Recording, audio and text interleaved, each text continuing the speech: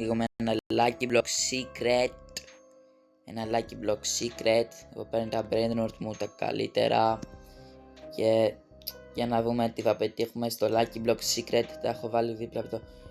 Αυτό είναι εδώ πέρα το Quesadilla Cocodilla και το Los Mobilis. Και για να δούμε τι θα πετύχουμε. Και το άβρα μου. Αμπρά κατάμπρα. Κάνουμε αυτό. Πάμε έτσι ψηλά το κεφάλι για να δούμε.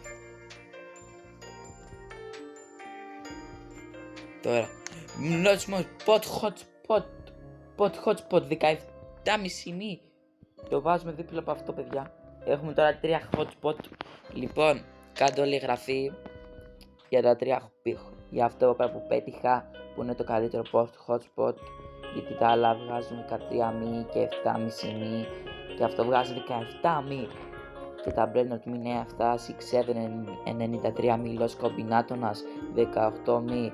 Los Mobilis 22 μη. Los No My Hotspotitos 16 μη. Quesadilla Cocodilla 23 μη. Και δείτε και τα πάνω μου. Τα πάνω είναι τα άχρηστα μου Brainrot. Μπιτσικλετέρια και την κομμενά του, ξέρω εγώ.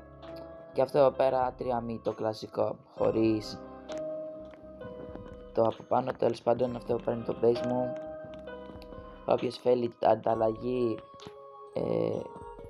Brainrot, δεν σκαμάρω, να ξέρετε. Αυτό ήταν το βίντεο. Γεια σας.